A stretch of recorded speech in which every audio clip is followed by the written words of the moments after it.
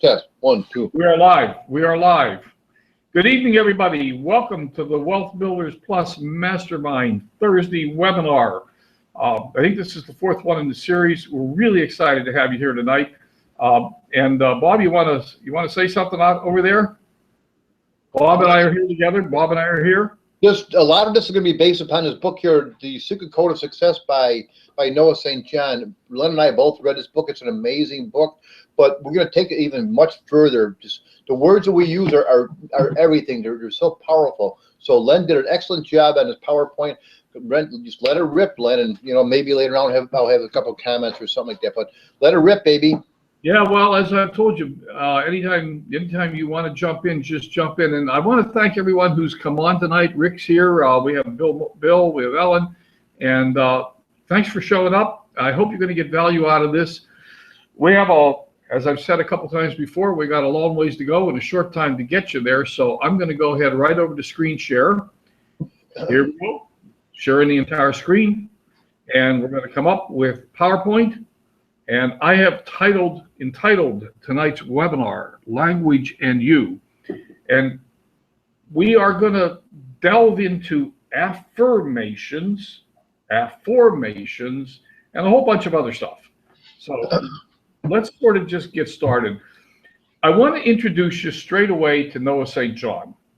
And Bob held up the book, The Secret Code of Success. Noah St. John has written a couple of books, maybe more than a couple. There may be ones I don't know about, but the ones I do know about are The Secret Code of Success and the Book of Affirmations. He is also known as the inventor of affirmations. And we're going to spend a fair amount of tonight's webinar talking about affirmations and how to use them. So that's Noah St. John. And over the next little bit of time here, I'm going to adapt the persona of Noah St. John. I'm going to speak as if it was Noah St. John speaking to you and giving you hopefully some of his wisdom. So let's just go. Part of what Noah St. John introduces in his book is what he calls the permission pyramid. And by the way, if you haven't read his book, I strongly recommend that you go get it and read it. It's a very good book. I've read it twice, and I might be starting back through it again. It's one of these things that every time you read it, you find things in it that simply weren't there the last time you read it. You see, you just peel this onion back. But the base of his permission pyramid is this thing that he calls affirmations.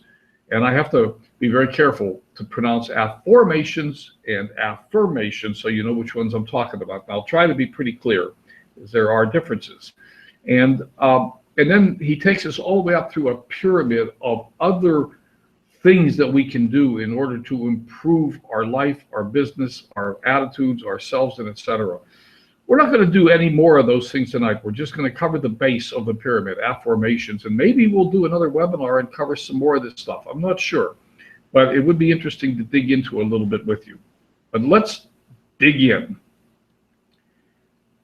First off, many of the self-help people over the years have taught us to use affirmations. And an affirmation, and we've been using affirmations for the last several weeks in our Wealth Builders Plus Mastermind. And an affirmation is a statement of something that we wish to be true, but it isn't yet true. An example might be, I am wealthy. I am in good shape, when you're not. And many people struggle. And I know we have some people in the group who are struggling with the daily affirmations that we use. And one of the reasons we struggle is when we say, I am wealthy, and we don't feel like we're wealthy yet. We have this head talk, this head trash, or I call it monkey chatter. The monkeys between our ears chatter at us. No, you're not. No, you're not. We look in the mirror and we say, I am an excellent money manager.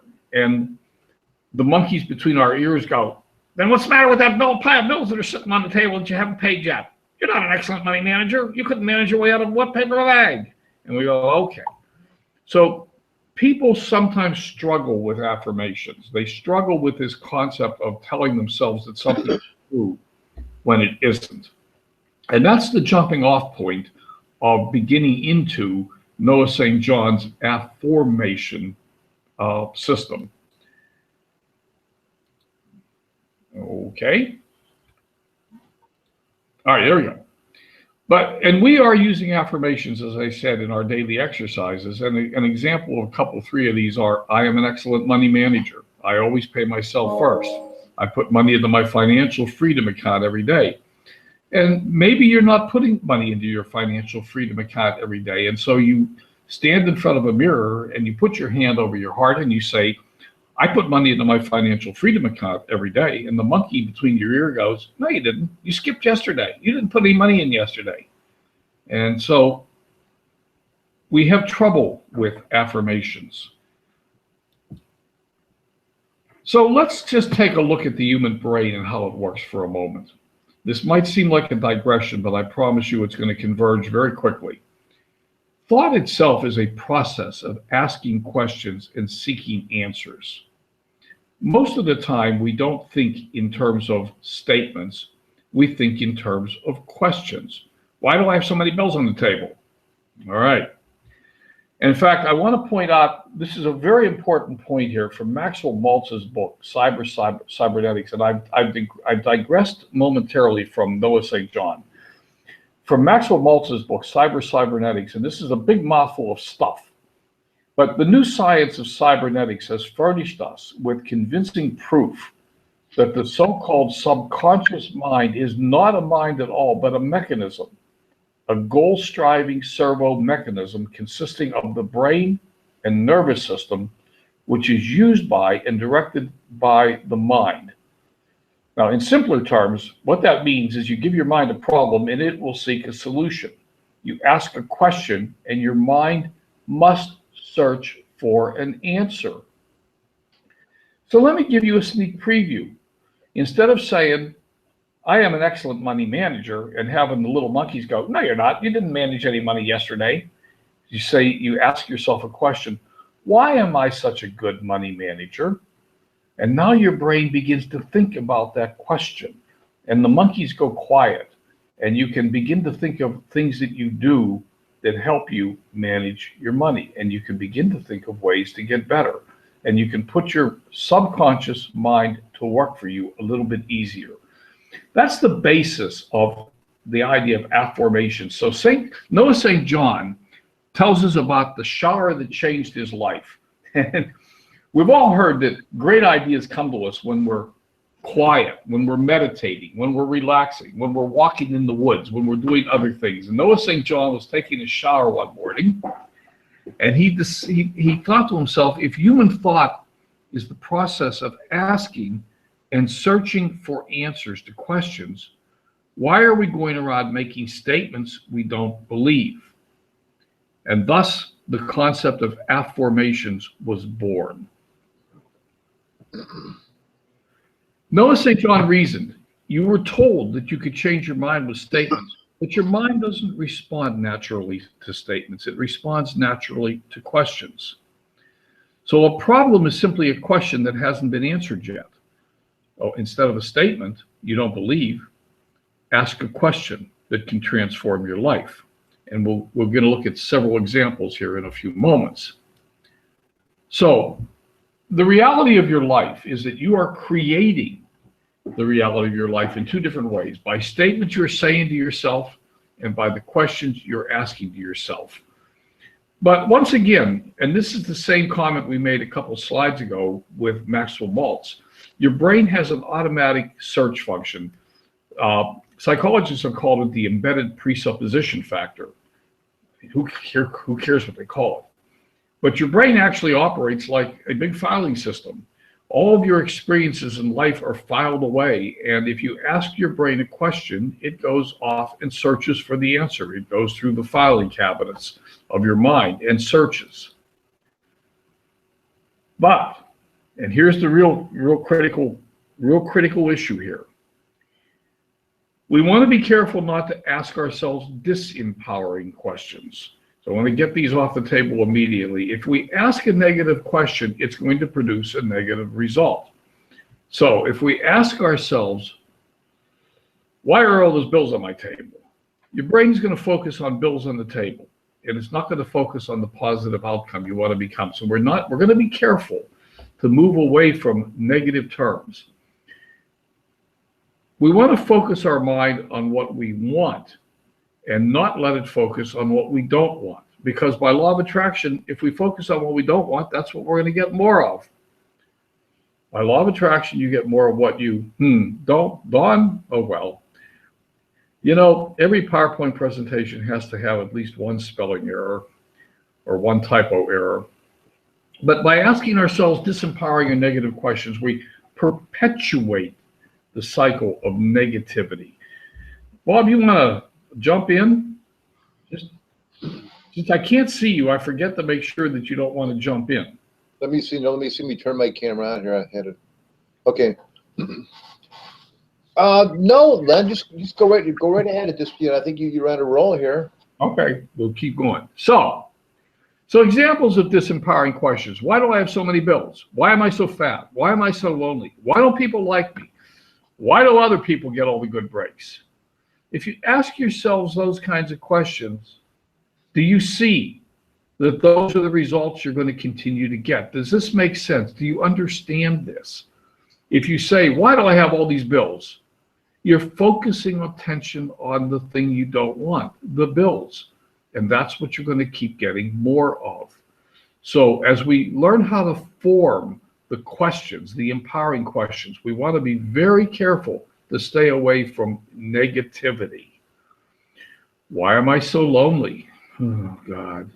Well, there's nobody in my life and nobody likes me, and I'm just this ugly, fat, dumpy person, and I'm really a geek, and gee, that's why nobody, okay. You know, we can go all down this rabbit hole, but why don't we just turn these questions around? Why am I so popular? Hey, people like me. I'm really a nice person, and when I dress up, I can be pretty spiffy. So again, as soon as we begin to focus our mind on the positive stuff, we can begin to think of reasons why the positive things are true and move away from the negativity. Now, let me ask you a question. How do you know if you've been asking disempowering questions in your life? Go look in the mirror. What do you see? Look at your results. Your results in your life to date are a direct reflection of your hidden thoughts, feelings, and beliefs. And if I am making somebody angry, if there's somebody out there who's about to throw the book through the computer screen and yell at me, just stop for a moment, because it's really true. Let me tell you a story. Let me tell you a story about my deceased wife's son. He took my jet ski out for a ride one day, and he wrecked it. He ended up on a sandbar and took the bottom off the ski. And when he limped the ski back home, he walked in with this elaborate explanation about why it was not his fault.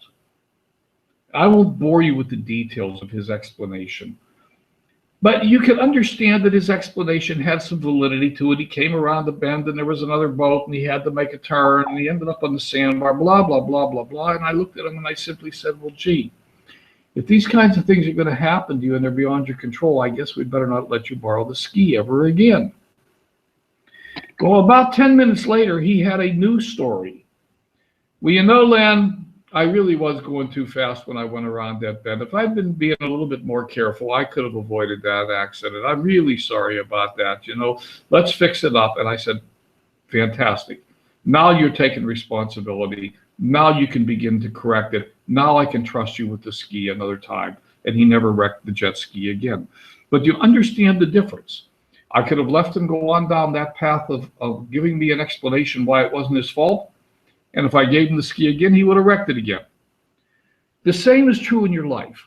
Sometimes we have circumstances that are beyond our control.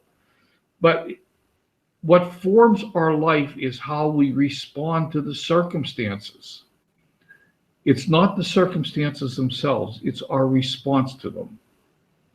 And if your response to your circumstances is producing results that you don't like, then you've got to change your response. True, Bob? True or true? That's awfully true. Very true. Yeah. You know, I mean, and just, I mean, the term, like, I get that a real lot what people don't say things like because I ran a stroke support community, I still do, but people would always talk about like my stroke, and I say, and they always use the term. It's they take possession of it. Right.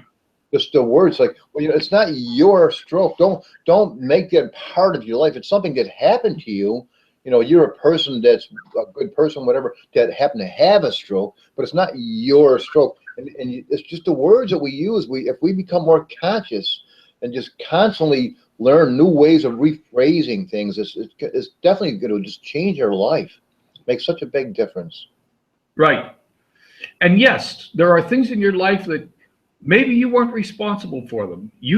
Maybe you weren't responsible for the stroke, but you are responsible for your reaction to it. You're responsible for the way you think about it. You're responsible for the actions you're taking to recover from it, to move forward with your life, to make your life better. Go ahead. I was going to say, yeah. I mean, there's another word right there that I very seldom ever use, is the word react. I always use the word response, and I mean that's just me. That's just me. I'm not picking on you for saying it. It's just, but do I use the word react? I never, hardly, very ever seldom ever use that word. I always use the word respond. Right. Hey, that's a good point, and that's probably wasn't a good word to use in that sentence. Yeah, you're absolutely right. Your response to it is what dictates what goes on for the rest of your life. Yes. So, how do you know you've been asking disempowering questions? If you don't have the results in your life that you want, then you need to make some changes. It's that simple. And if you can't take 100% responsibility for your life moving forward, you won't get the results that you want to get. 99% responsibility is not enough. It's not good enough. You got to be 100% responsible moving forward. So let's look at empowering questions. They cause your mind to focus on what you have rather than on what you don't have. And that leads to feelings of self-esteem and a positive self-image. You focus your mind on what's right as opposed to what's wrong. And that leads directly to answers that tell the truth about who you really are. Because you're more than your circumstances. You are an individual. You are a spirit. As we've talked about in earlier webinars, you are a spirit. You are here. You've manifested into a physical world, but you're much more than your circumstances. So we need to focus on what's right about us and move away from what's wrong. So how do we make changes? Let's take some examples. Why do I have so many bills can become, why am I getting all my bills under control? So that is more of an empowering question than why are there so many bills on the table? When I say, why am I getting all my bills under control? Now my brain can begin to think of ways to control the bills that I've got, rather than just throwing up my hands at, oh my God, I've got all these bills. Look at all these bills I have on the table. Why do I have so many bills? That's a defeatist attitude. But why am I getting my bills under control? Lets our brain go to work on that problem. Now, I'd like to take that a step further, because I want to get rid of the word bills completely, because bills has a negative connotation to it. So instead of what am I doing to reduce my bills? Why am I debt free? Whoa. Can you feel the energy? Why do I experience positive cash flow? Leads to why am I such a great money manager? Can you feel the shift in the energy away from why do I have all these bills to why am I such a great money manager? And now your brain can think of ways that you can be and are a great money manager. You know, you may have a pile of bills, but you're probably not too far away from being able to get it under control if you can change the way you think about that pile of bills. Why am I approaching my ideal weight instead of why am I so fat? Why am I attracting the right person into my life instead of why am I so lonely? And again, feel the energy. Why am I attracting the right person into my life? Let's our brain begin to think of all the things that's good about us instead of thinking about all the things that we perceive are bad. Why am I so popular? Why am I so lucky? Again, it lets our brain go to work on the good side on the things that are right, on the positive, and sweep the negative away. And you might be sitting out there saying, well, when I say why am I so popular, the little monkeys still say, no, you're not. But all right, but you can work on that. And if you let your brain think of why am I so popular, now you can think of things that you do. I bet you have lots of friends, lots of people that like you, lots of people that think you're a really good person. Okay, so let's focus on those. Why am I so wealthy?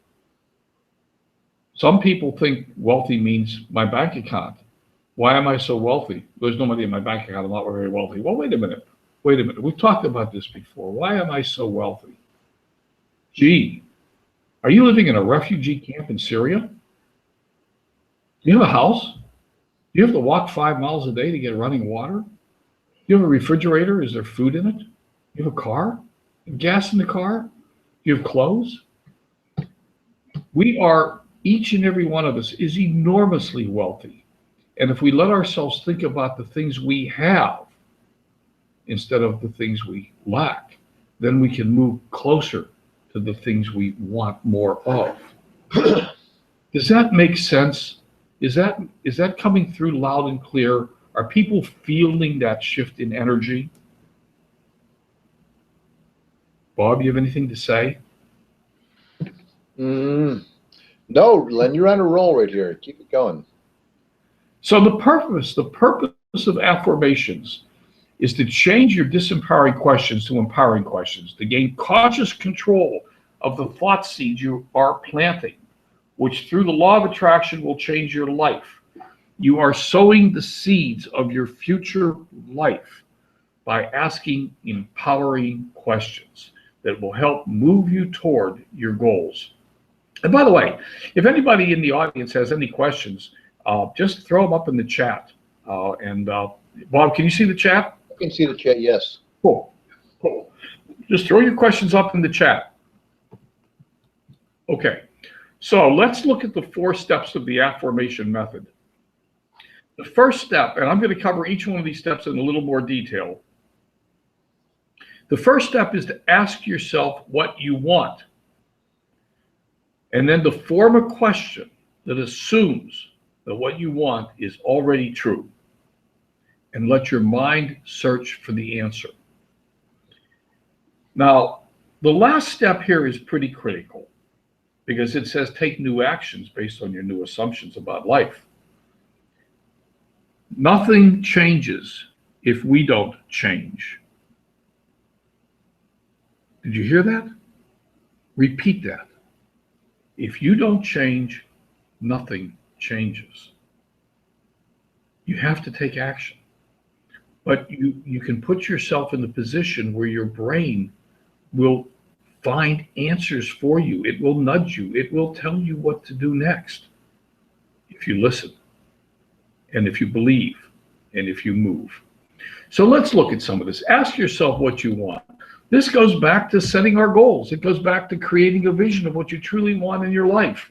What do you want your life to look like in, say, 3 years or 1 year or 5 years? And I prefer the 3 to 5 year time frame because it's easier to work with and visualize. Again, as I've said to you before in other webinars we've done, 1 year for most people is too short. We overestimate what we can do in 1 year, but we underestimate what we can do in 5.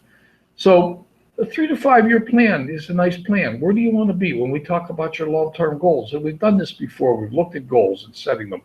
What does your house look like? Where do you live? What do you drive? What do you do? Where do you go on vacation? What does your family life look like, or your relationships? What charities are you helping? And these are the kinds of things that can provide the basis for your affirmations, because you know what you want, you know what your goals. And once again, we don't want to focus any energy at all on what we don't want. So ask yourself what you want. Now, form a question that assumes what you want is already true. The quality of your life depends on 2 things: the quality of the communication with the world inside yourself, that's what we're talking about right now, and then the quality of the communication with the world outside yourself. And where right now we're setting ourselves up to fix and to work on our internal communications. And there's a whole book, by the way, called What Do You Say When You Talk to Yourself? And it's a really fun book. I recommend reading it. What do you say when you talk to yourself? I forget the author's name, but it wouldn't be hard to find. So, why is what I want true in my life right now? Why am I so wealthy? Now, I want to just pick that question apart for just a moment. Once again, why am I so wealthy? Let your brain think about all the things you have that form wealth and moves us away from the pile of bills on the table, which is the little kink in the arbor that we want to work on. Why am I so wealthy? Why am I so well liked? Why am I, oh, I've read this slide 50 times. How did that creep in? Why am I so well liked? If you ask yourself a question like, why am I lonely? Why does nobody like me? Why didn't I get invited to that party last night? You're focusing on what you don't like. But if you say, why am I so well liked? I'll bet you can think of lots of people that like you. Why am I in such good condition? Why do I get so many breaks? Why am I so lucky? Why is the right person attracted to me? So these questions let our brain go to work on the things we want and again move us away from what we don't want. So let me pick out some of the affirmations. Now, we've given you affirmations to do on a daily basis, and I'm beginning to work on rewriting these for you now that we're studying the affirmation method.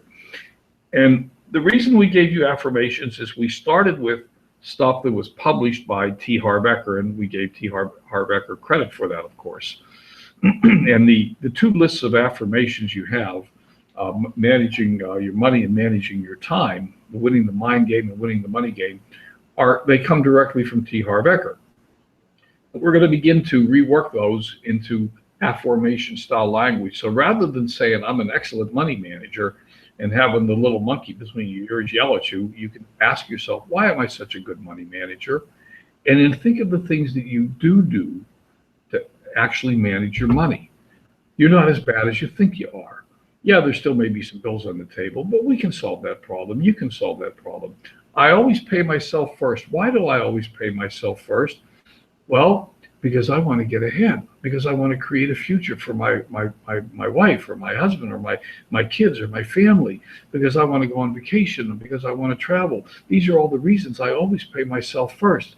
And you see, if you begin to ask yourself these kinds of questions, your brain goes to work on the why of what you're doing. I put money into my financial freedom account every day instead of the monkey saying, no, you don't. You ask yourself, why do I put money into my financial freedom account every day? And you say to yourself, because I want to retire, because I want to have a nest egg. I need a golden goose. I'm working on setting up myself for financial freedom. And I want to hit this point because I've told you to put something in your financial freedom account every day, even if it's only a penny. And why is that? Because we're building the muscle. And someday you'll be able to put more than a penny. And maybe today you can put more. Maybe today you can put a dime or $1 or $5 or whatever you can afford. We've never asked you to go outside your comfort zone, but we've asked you to be consistent. And I'm going to come back to this point in a few more slides, and we're going to talk about the need for consistency. But here's again just some more examples of how we can turn the affirmations around and get our brain working toward the things we want rather than arguing with us. So let your mind search for the answer. Ask better questions. Causes your mind to focus on better things, and perhaps on things you never even focused on before. Asking why am I rich causes your mind to focus on all the things you have as opposed to the things you don't have. And if you have any doubts, your brain is a whole lot more powerful than Google. If you wanted to know something, you could ask Google a question, and it would come up with an answer. Your brain is more powerful. Your mind is more powerful than Google. You trust Google, trust your mind to come up with an answer if you let it. If you let it. You have to get out of your own way and let your mind come up with an answer. And now, we got to take actions based on our new assumptions about life. The affirmation method makes conscious, and this is actually a direct quote from Noah's book. The affirmation method makes conscious and clear that which until now has been subconscious and hidden. Since you're now forming positive questions that assume that what you want is true, your mind has no choice but to find a way to make it so. But you must act. So if you ask yourself, why am I such a good money manager? And your mind comes back with an answer about how you need to do something, take some specific action. For example, there are methods out there that if you are in credit card debt, there are methods out there that can help you get out of credit card debt. There are lots of different strategies. And we're not going to go into those in tonight's webinar. We don't have time for them, nor is this the right place for them. But there are things that you can do. And if you take the necessary actions, you can solve the problem. So one strategy, for example, that has been suggested is take your lowest monthly payment credit card, make that payment routinely, get that credit card paid off, and as soon as that one's paid off, take that money and add it to the payment for the next monthly payment credit card you got. And I hope I'm making sense. And that's one strategy. There are other places like ACC. What's ACC is American Credit Corporation. It's a free service that will help you get out of credit card debt if you have credit card debt. And if you ACCR, American Credit Counseling Resources, I don't know, I can find it if anybody wants it. I actually used it a couple, 3 years ago. I had credit cards pile up all over the place. I was deep in credit card debt, and they helped me get out. And one of the ways they do it is by freezing. You can't use your credit cards anymore. You freeze the credit cards, and then they go and they negotiate with your debtors a lower interest rate, because as you know, for those of you who may have some credit card debt, if you've gotten behind in your payments, they've jacked your interest rate up to 24% or some damn ridiculous thing, which means you can never pay off the card because you're paying so much interest. So ACCR goes and negotiates a reasonable credit rate for you. And as long as you stay on the program, make your payments, you get your credit cards paid down. Yes, it may take a couple or 3 years, but there are things you can do. The point I'm trying to make to you is, if you change the way you think about things, your brain will come up with answers. And if you take action, you can solve these problems. Am I making sense? Do you believe me? Or has everybody hung up? So, I want to talk about how often you should do these affirmations. Or affirmations, whichever one's working for you. How often? Every day, preferably twice, once in the morning and once at night before you go to bed. Every day. Did you hear me say every day? I think I said every day. Did you hear me? Let me tell you a story. I'm going to tell you the story of the upside down astronauts. This experiment has been repeated multiple times under multiple scenarios, but the most famous version of the story is somewhere along the line in the space program, NASA gave a group of astronauts glasses that turned the world upside down. So up was down and down was up. And of course, when the astronauts first put on the glasses, they stumbled and bumbled around. And this was all part of the experiment to determine how they would react to stress and how they would react to prolonged stays in space and et cetera, and weightlessness and et cetera. But an interesting thing happened. After roughly 20 some odd days, all the astronauts saw everything right side up again, even though the glasses hadn't changed. They were still wearing the glasses. And by the way, they had to wear the glasses 24 hours a day, 7 days a week, even while they slept. But after a period of roughly 20 odd days, everything turned right side up again. The glasses were still on, but their brain rewired itself to now interpret things what we might call as correctly. So, what the scientists learned from these experiments is that the brain requires approximately 30, and I'm going to talk about this in a minute, uninterrupted days for new neural connections to form, for new habits to form. Why 30? The number is actually between 21 and 40. 30 was the average. What they found out is if one of the astronauts took off the glasses at day 20, for example, The next day was the new day one. They had to start over again. The brain didn't rewire itself. They had to do it for nominally 30 consecutive days for the brain to rewire itself. The actual number was between 21 and 40 days, depending on the individual. So if you say your affirmations today and skip tomorrow, you may be cheating yourself. At the end of 30 days, you may say, well, I said my affirmations. I only skipped a day or two. Your brain didn't get the opportunity to rewire itself. You have to do it every day. You can't skip days. That's what we learned from these experiments with the astronauts. And by the way, if anyone wants to read about the experiment themselves, there is a link to an explanation of the experiment. If you go on to Google and just Google the astronaut upside down, reading glass experiment, you'll find it. It's out there. And this experiment has been repeated in various other venues and formats and different people and under different circumstances. And the results are always the same. The brain will rewire itself if it's giving new information consistently for a period of 21 to 40 days. So, after 30 days of conscious, intentional, deliberate thought and effort, it gets easier and easier. And by 90 days, it is as much a part of you as you are, a new habit. Only this time, it's one that is serving you and moving you towards your goals. Then you can start the whole process over and change an additional bad habit. And that's why I have wanted you to put a penny into your financial freedom account every day, if that's all you can afford. And if you can afford a dime, put in a dime. But I want you to build the habit, because as you move closer, and this business of financial freedom might take 3 to 5 years. It's not going to happen in a week.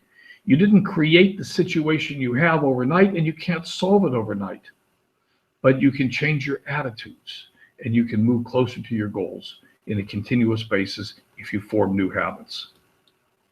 So it's important to understand that it's not good enough to just decide to break a bad habit. Once the bad habit is gone, it has to be replaced with something.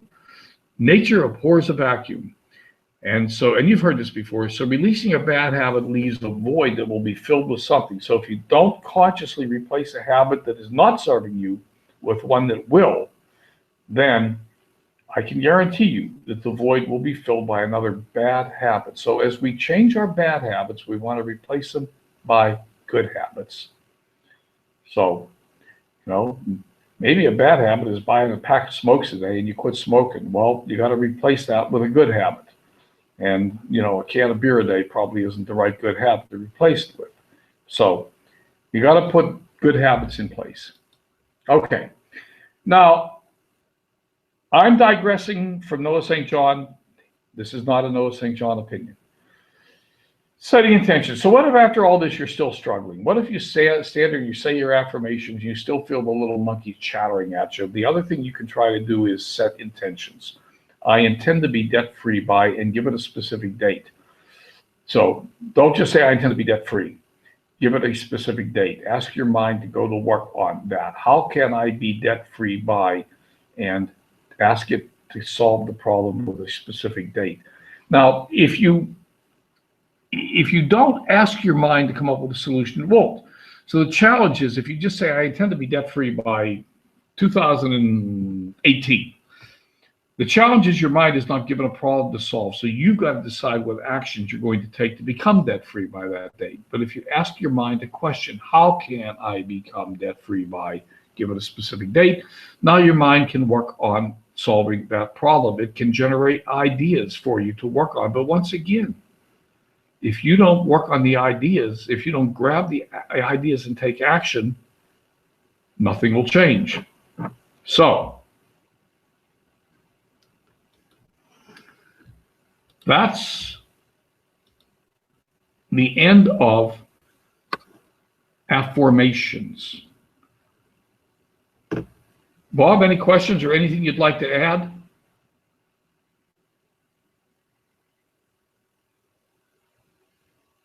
Bob?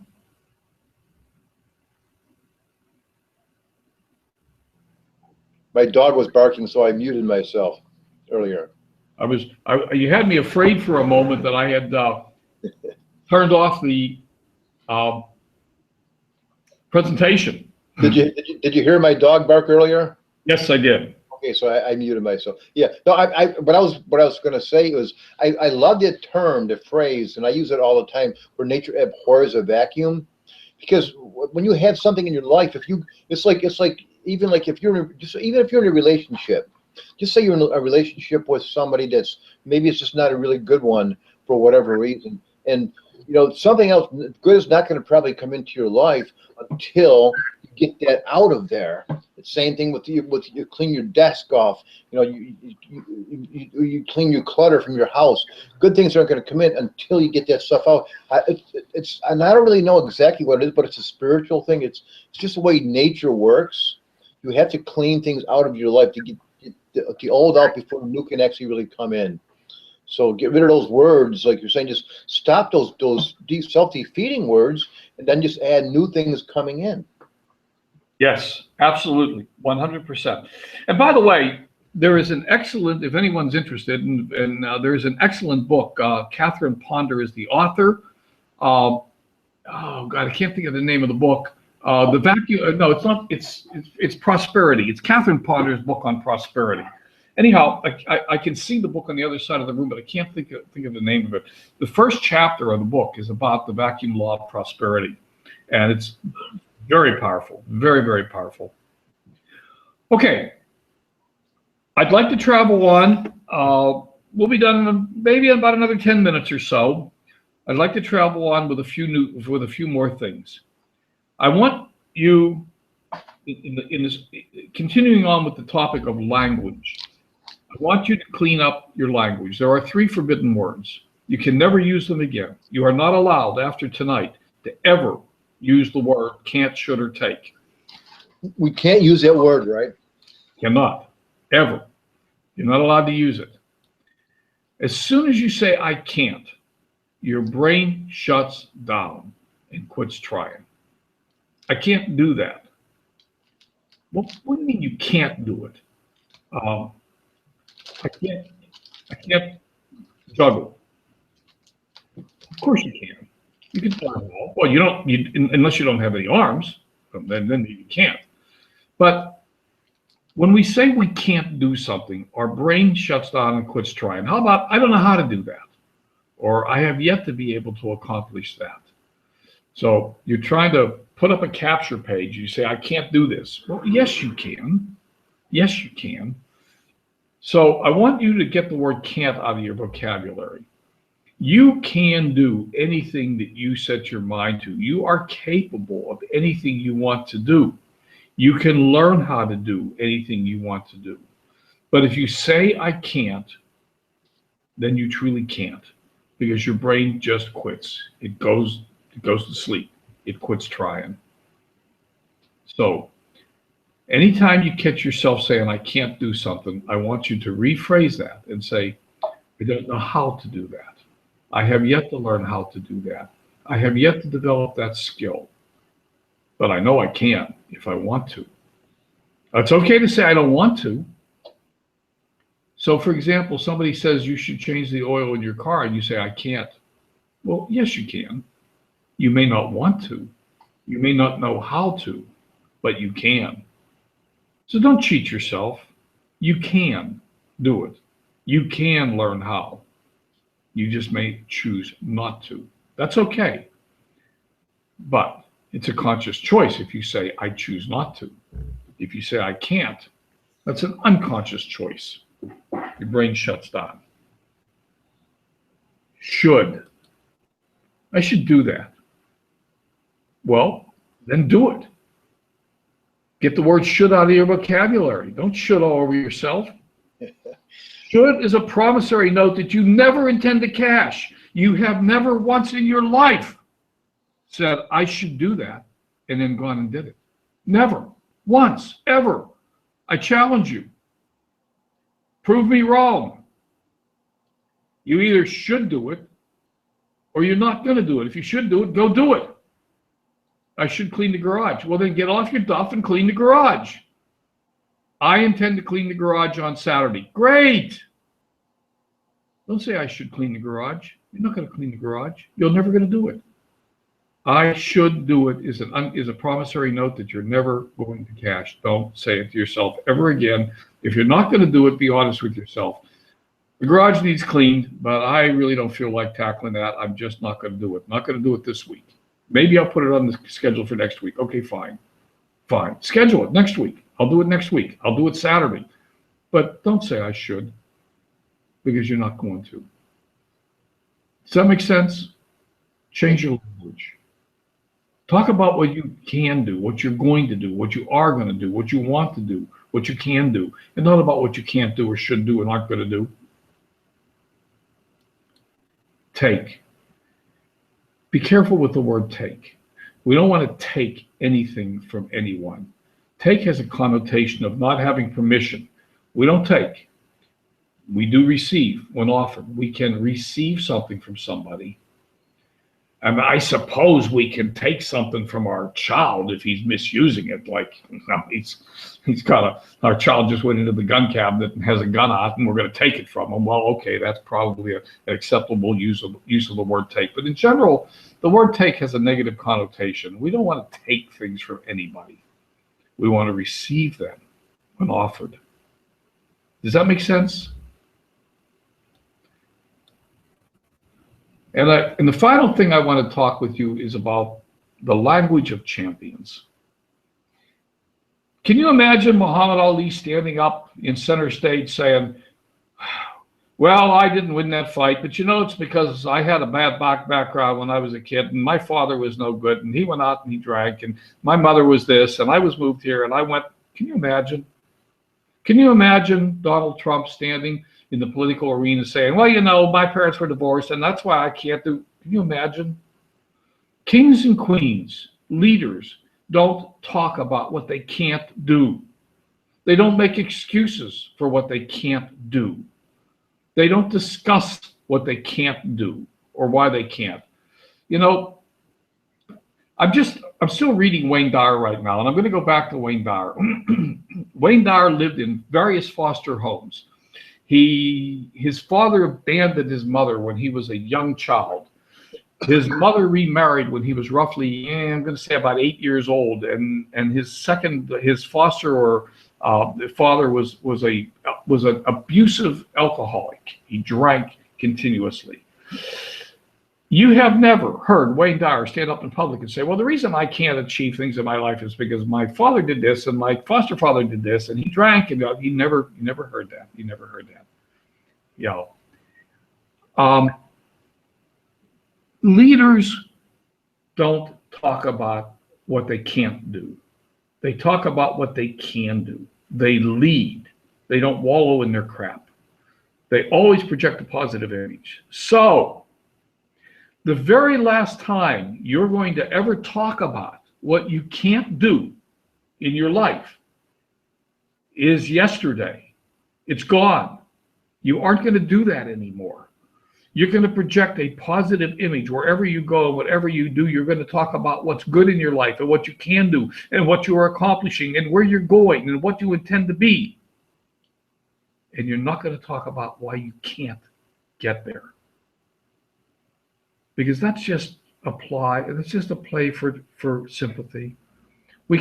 I can tell you that my mother was an alcoholic and she drank excessively and she beat me when I was a kid. And you could pat me on the back and you say, oh, poor Letty. Oh, no, I understand why you had such a rough life. You deserve to have. No, I'm never going to talk to you about that because I don't want that. That's not where I'm going in my life, and that's not where you want to go in yours. So give it up. Kings and queens do not air their dirty laundry in public. That doesn't mean they don't have them. It doesn't mean they don't have problems. They just don't talk about them. Leaders don't talk about their limitations.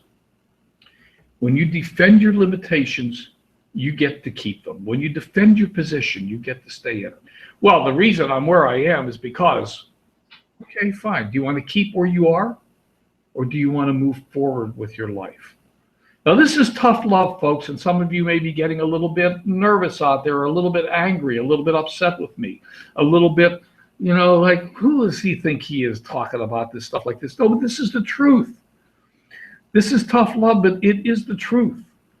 When you talk about why you can't do something, You are defending your reasons. You are getting to keep the thing you don't want to keep. You're going to keep your limitations. If you argue for your limitations, you get to keep them. So don't tell people why you're, insert whatever negative you want, why you're poor, broke, fat, etc. You're really just looking for validation and sympathy. People are going to pat you on the back and say, oh, yeah, I understand. That's the way you are. That's why you're the way you are. You know, we want to project an image of strength and leadership. We want to move forward into the future, knowing where we're going, knowing who we're going to become, knowing that we can achieve anything we want to achieve. So leaders, lead by example. I'm going to bring Donald Trump back up again. I'm not going to tell you he's the best candidate for president. I don't want to get involved in politics, but you got to love the guy. He's positive. He's strong. I mean, he knows where he wants to go, and you know, he doesn't tell you why he can't get there. Be positive, be strong, be enough, be a leader that people are looking for. Overcome your obstacles, be brave, be bold. Know that you are enough. Know that you can achieve anything you want to achieve in your life. You have it within you. You are a spiritual being who is directly connected to the infinite power of the universe. You can have, be, or do anything you want. You just have to get out of your own way. Bob? Really, Glenn, I just think this is excellent. You did a really good job. I loved your, I mean, I don't even know what to say yet. I think you were just like so passionate at this webinar today. I really enjoyed listening to you. So I did. Amazing. So remember, I'd like to see if we get any comments from people, because I think that was very. I think what you added was very powerful when you added your own thoughts. When you got off of the affirmations, when you started talking about, you know, coming from your own soul, I think that was really powerful, very powerful. Thank you, Bob. So this is the closing slide, and I'm going to come off the screen share. You can read this, but I'm going to read it for you. Remember, ladies and gentlemen who are on this webinar, close your eyes for just a moment. Humor me. If you're driving, don't close your eyes. But if you aren't driving, close your eyes and listen to my words. You are awesome. I believe in you. You are a winner. You are enough. You can achieve anything you want. Change your thoughts, change your language, change your life. Thank you for coming tonight. I hope you got value.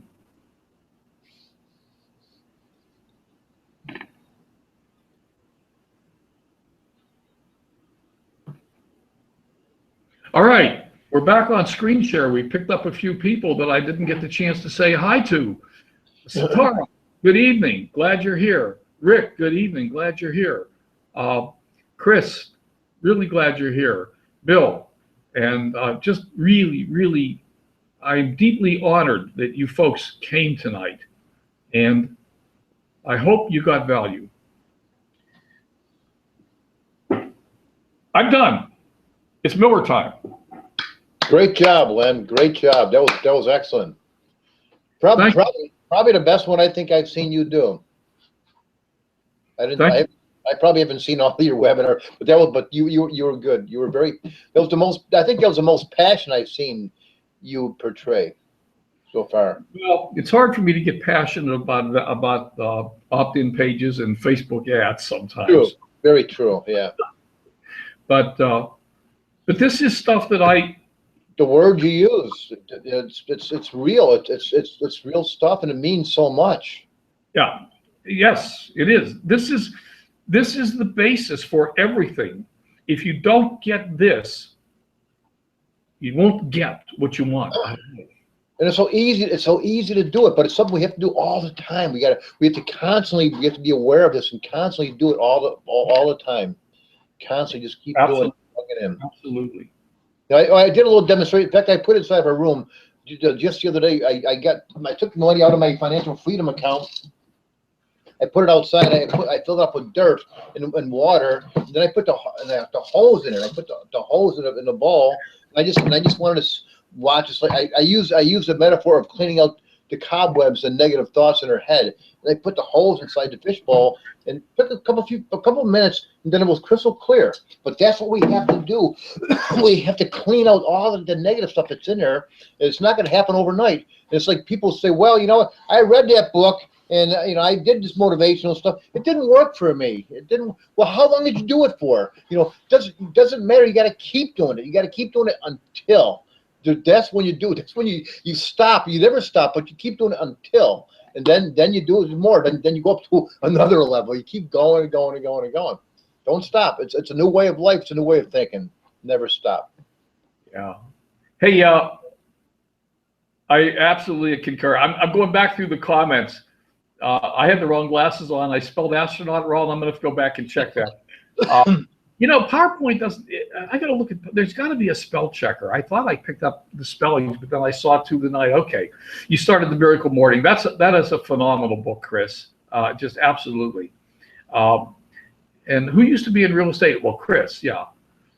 You like Donald? Yeah, I like Donald too. I mean, I'm going to admit in public that I quite frankly hope he becomes president, because I actually think he'll do good for the country. But I don't want to get into politics. But that's just a personal opinion. I think we need to clean out Washington, and I think he's got the courage to do it. If somebody doesn't, well, never mind. I think he's got the courage. He's got the courage to clean house, and I think we need to clean house. Anyhow, but this is not a webinar about politics. So I hope you got value. I don't see any more comments coming in. It is recorded, hopefully, and so the replay link will be up in the group. What I typically do is I usually will watch the replay myself and be sure there isn't anything really stupid in there that I don't want to have out in public. and then I'll post the link in the group. So probably in a couple hours tonight, the link will be up in the group. And that's it. I hope you have a peaceful, wonderful evening. And it's Miller time. I cut you off, Bob. I didn't mean to. Oh, I didn't need Miller. Huh? No. I just said great job. I just said great job. Thank you. You're going to unfriend me, Rick? Sorry. Please don't. I like you, Rick. What group? Bill, yeah, there is a group called Wealth Builders Mastermind, Wealth Builders Plus Mastermind. It's a Facebook group. If you want me to add you, I'll add you, or Bob can add you. Yeah, you were gone, Bill. You were traveling around the Caribbean when we formed it. So yeah, we can put you in. It's a 90-day program. Just say the word, Bill, and we'll put you in the group. Sorry, Bob. I was just saying it's a 90-day program. So we do things every day. We have a little. It's our version of the 100-day challenge, kind of. I assume okay means you want added to the group, so you will be added to the group within a few minutes. We'll take care of that. Bob, you want to add Bill, or do you want me to? So I'll do it. You do it? Okay, cool. Thank you. Okay. All right. Okay, guys. Ladies and gentlemen, thank you. I really appreciate you coming tonight, and let's shut it down. Here we go.